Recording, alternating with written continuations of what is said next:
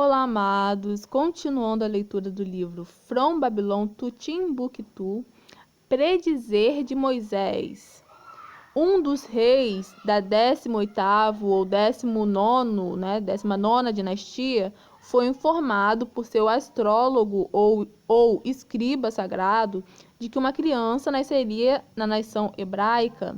Se ele fosse autorizado a viver, ele traria o reino egípcio para uma condição baixa. A criança nasceu, seu nome era Moisés. Ele foi criado de maneira milagrosa no próprio palácio do faraó por sua filha. A trama para destruir Moisés em sua infância falhou. Gente, realmente de uma forma milagrosa, né? Porque os pais de Moisés queriam escondê-lo, né, da fúria do faraó, né? Queria escondê-lo da morte. E de repente, a filha do faraó adota Moisés, né, como seu filho. Então Moisés fica ali exposto ao perigo, né? O maior medo dos pais de Moisés acaba se concretizando, mas de uma forma totalmente diferente, né?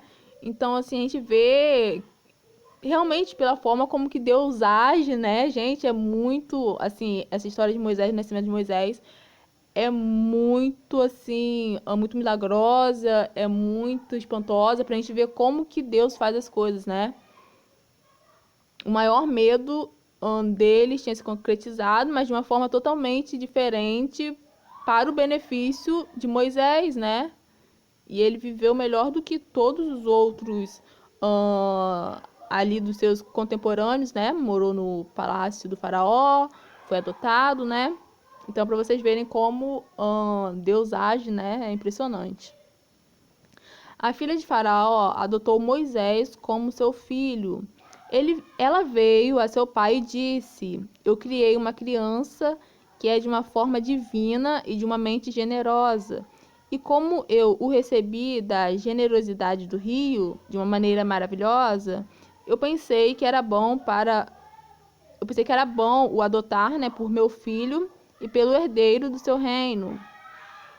Quando ela colocou a criança na mão de Faraó, ele abraçou a criança e colocou sua diadema em sua cabeça. Mas Moisés lançou a diadema no chão e, de um modo infantil, ele o torceu e marcou. O escriba sagrado viu tudo isso. Ele era o mesmo astrólogo que predisse que o nascimento de Moisés derrubaria o reino egípcio. Por isso, o astrólogo gritou de uma maneira aterradora, dizendo: Este é o rei. Esse filho é aquele de quem Deus anunciou que, se o matarmos, não correremos perigo. Ele próprio oferece um atestado para a previsão do mesmo, pisoteando seu governo e pisando em sua diadema. O mesmo caso do que aconteceu no nascimento de Moisés, né, que Faraó mandou matar todos os meninos, também aconteceu na época do Messias, né? Na mesma época que o Messias nasceu, o rei Herodes mandou matar todos os meninos. Então é muita coincidência, né? O nascimento de Moisés e o nascimento do Messias, o mesmo caso, né? Enfim. O astrólogo defendeu ter Moisés executado para libertar os egípcios do medo e privar os hebreus da esperança e da liberdade. Neste momento intenso, a filha do faraó levou a criança calmamente, porque o rei amava sua filha e ele não estava disposto a machucá-la. Quando os eventos chegaram a esta junção, a divina providência protegeu Moisés, prevalecendo sobre o rei para poupar. Moisés foi educado, como Joséfo diz, e é altamente provável que ele tenha recebido a melhor educação que o mundo antigo poderia dar.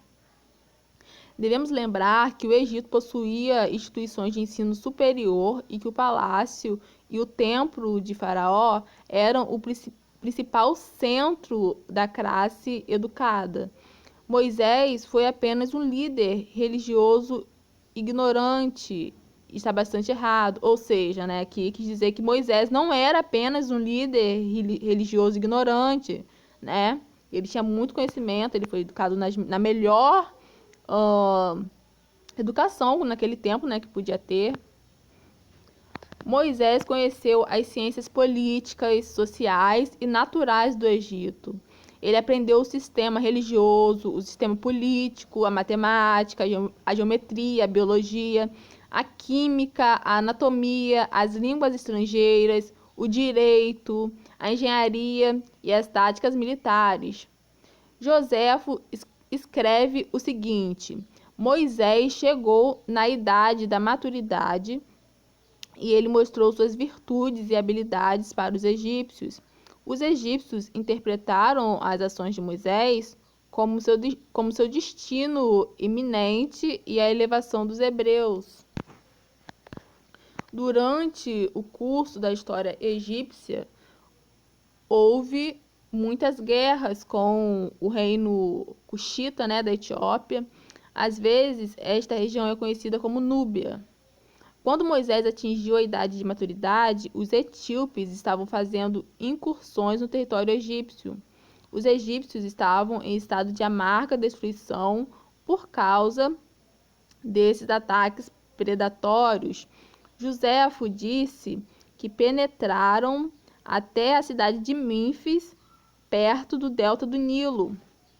Por causa da urgência da situação militar, os egípcios fizeram um inquérito através dos oráculos e das profecias. Foi dito pelo Deus para assegurar a assistência de Moisés. Então Faraó ordenou a sua filha que trouxesse Moisés à sua presença, mas primeiro Faraó teve que jurar a sua presença, né? Teve que jurar a sua filha que não aconteceria nenhum infortúnio, né, a Moisés. Moisés foi levado à presença do faraó, informado da deterioração da situação militar e da generalização do exército egípcio. Os sacerdotes egípcios deram apenas uma aprovação tácita à sua nova missão, né? Eles eram céticos de sua lealdade e esperassem que ele fosse morto nas batalhas que se seguissem. Os hebreus eram muito exuberantes por causa da promoção de Moisés. Eles esperavam que Moisés os libertasse. Moisés empatou o exército e marchou para o sul. Ele não seguiu o Nilo, mas tomou a rota terrestre, sabendo do fato de que os etíopes ficariam mais vigilantes, né? Eles comiam no rio, né? Provavelmente aqui. Mas a rota terrestre apresentou um perigo grave. Foi habitada com serpentes mortais que esta área produziu, né, em números de massa. Legendes diz que essas cobras voam no ar e descem sobre os homens inconscientes. Uma lenda, né? Por essa razão, Moisés inventou um plano engenhoso para combater essas criaturas malignas. Ele encheu cestas com um animal chamado ibis e o transportou junto com ele. Esses ibis são muito perigosos para a família das cobras. Eles voam após as cobras e as consomem, né, completamente. Quando Moisés se aproximou da terra das serpentes, soltou os ibis e eles destruíram as cobras. Então Moisés pôde sobre os etíopes em segredo. Conquistou, ou melhor, né? Então Moisés avançou sobre os egípcios em segredo, conquistou-os na batalha e derrubou suas cidades. Os que escaparam recuaram para Sabá, sua capital. Joséfo diz que Sabá era uma cidade real dos etíopes que o imperador Cambises da Pérsia depois renomeou Meroe, depois de sua irmã.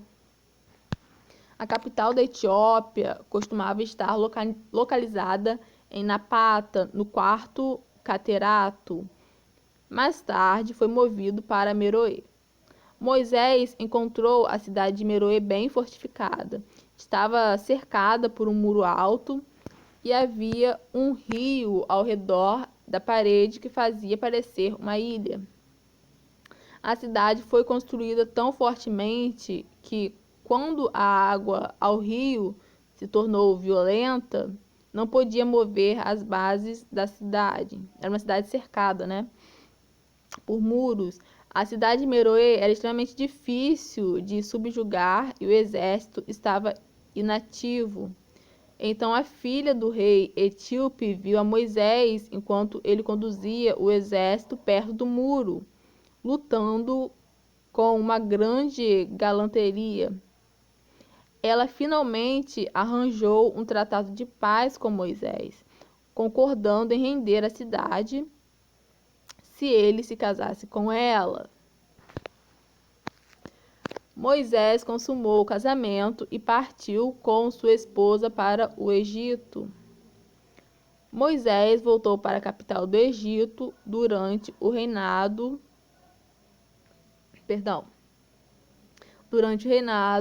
de um dos reis da dinastia 19, né? Ou melhor, 19ª, provavelmente Ramsés I ou Sete I. Os egípcios odiaram ainda mais Moisés quando descobriram que ele estava bem sucedido na batalha. Os egípcios tornaram-se suspeitos de Moisés porque achavam que iriam incitar uma insurreição de escravo, então eles conspiraram para assassiná-lo. Quando Moisés soube da conspiração, ele escapou para a terra de Midian. Então, pessoal, aqui a gente viu, né, uma versão totalmente diferente do que a gente lê nas escrituras sobre a vida de Moisés, né?